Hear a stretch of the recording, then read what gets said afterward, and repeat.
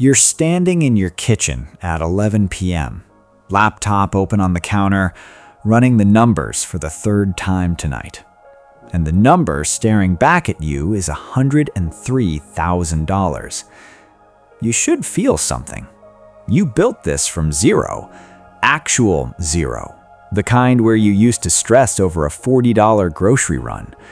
You crossed six figures 8 months ago, and you thought, stupidly, that the hard part was finished, that from here it would just compound, snowball, get easier with every passing month, the way everyone promises it will. It hasn't gotten easier. It's gotten strange. Because here's what nobody warns you about the second 100,000. The first one is a war against your circumstances, your income, your expenses, your discipline, your willingness to say no to things you wanted. That war has a clear enemy. You know exactly who you're fighting. But the second 100,000 isn't fought against your circumstances anymore. Your circumstances actually improved. You make more now, you have margin now. And somehow, despite all of that, the second 100 feels harder to move than the first one ever did. That's not your imagination, that's the actual shape of what's coming. If you're serious about understanding what happens after the easy part of building wealth, the part nobody puts in the highlight reel, subscribe, because this is the only channel that's going to walk you through the version of this that isn't a fairy tale. Here's the truth underneath tonight's laptop, underneath the number that refuses to move the way you expected. The first $100,000 is a war you fight with your habits. The second $100,000 is a war you fight with your own mind, and your mind has never lost a battle quietly. You remember exactly how you built the first 100,000. It was brute force. Cut the subscriptions, meal prep on Sundays, drive the same car 4 years past when you wanted a new one, say no to the destination wedding because the flight alone was $600 you couldn't justify. Every dollar had a fight behind it, and the fight was simple: spend or save, and you chose save. Over and over until the discipline became identity. You weren't someone who was saving, you were someone who didn't spend. That distinction built the fortune. Now you're sitting on $103,000, and the old playbook stops working, and it takes you months to understand why. The math has changed.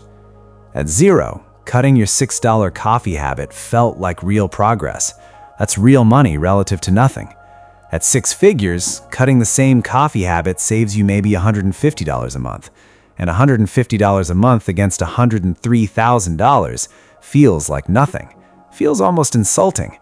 Feels like you're still playing a game designed for someone who has less than you do. So the frugality that built the fortune starts to feel pointless. And pointless habits die fast. You stop meal prepping. You start ordering out just this once. Except once becomes 3 times a week, and you tell yourself it doesn't matter because you have money now. That sentence, "you have money now," is the most dangerous sentence in the entire second 100,000, because it's technically true and practically a trap. Your income jumps, a raise, a promotion, a good year in the business. And here's where the real war begins. Lifestyle creep doesn't arrive as one big decision. Nobody wakes up and decides to blow their savings rate. It arrives as 15 small, defensible upgrades.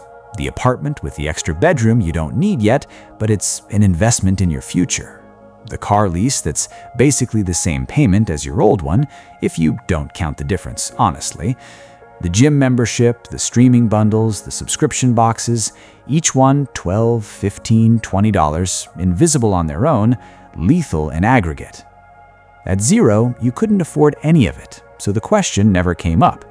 At $103,000, you technically can afford every single one of them.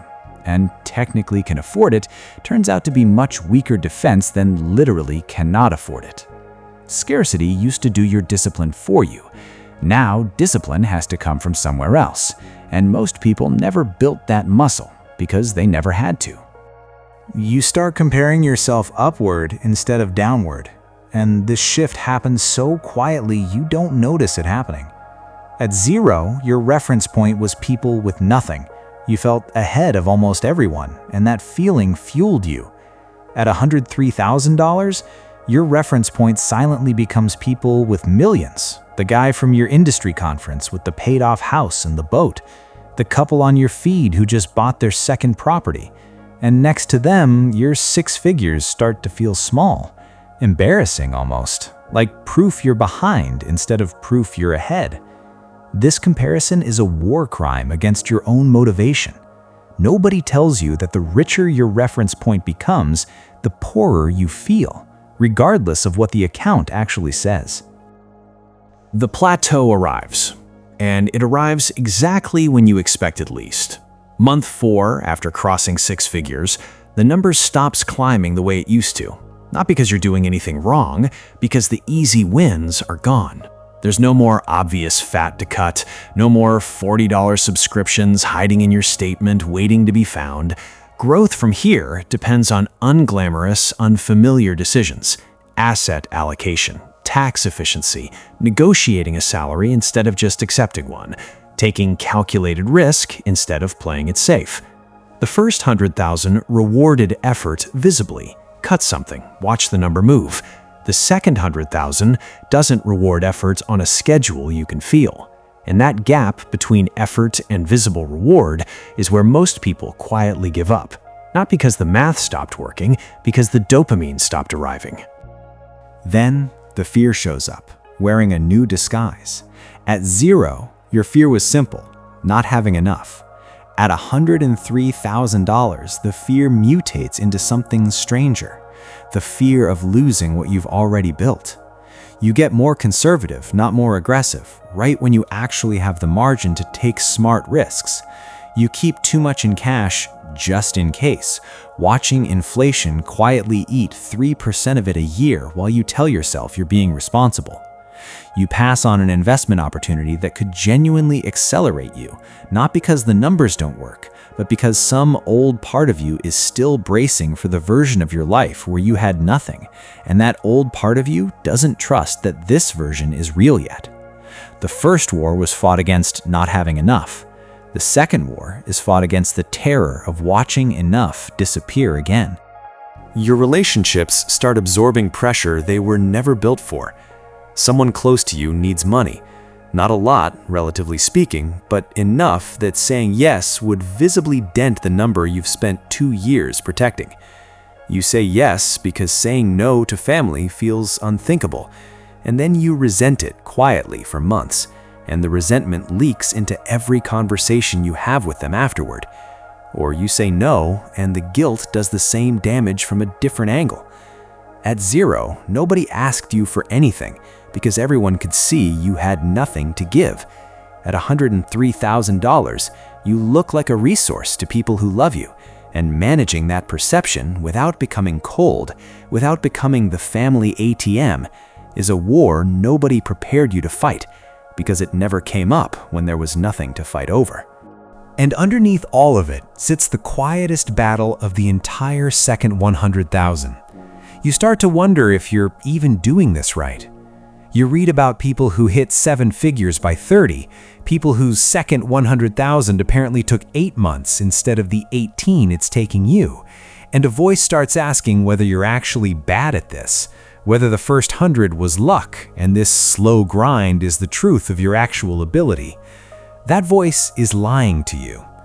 The second 100,000 is mathematically slower to feel even when it's moving faster in real dollars, because percentage gains shrink relative to a bigger base, while your emotional expectations stay exactly where they were at 0. You're not failing. You're just fighting a war with rules nobody explained to you before you signed up. You close the laptop. $103,000. Same as it was an hour ago. Same as it'll probably be tomorrow. Because that's what this stage actually looks like. Quiet. Undramatic. Mostly invisible from the outside. No one's going to throw you a parade for holding steady through a plateau. No one claps for the month you didn't upgrade the apartment, or the argument you didn't have about the family loan, or the investment you finally made, even though some old scared part of you wanted to keep everything in cash where it felt safe. The first $100,000 was hard because you had nothing and had to build something out of pure refusal. Refusing convenience, refusing comfort, refusing the easy no. The second $100,000 is war because you have something now, and the entire fight is about whether you can trust yourself with it, whether you can stay disciplined without the scarcity that used to enforce the discipline for you. Whether you can watch other people's green numbers spike without abandoning your own quiet, boring, compounding one. Whether enough can finally start to feel like enough, instead of a number you're still terrified of losing. Nobody's coming to fight this war for you, and nobody's going to see most of the battles you win. You just keep showing up, keep leaving the account alone, keep making the boring decision instead of the exciting one, month after month, until one day you look up and it's not $103,000 anymore, it's $200,000. And you'll know, in a way no one can explain to someone who hasn't lived it, that this one was harder to win and worth infinitely more because of it.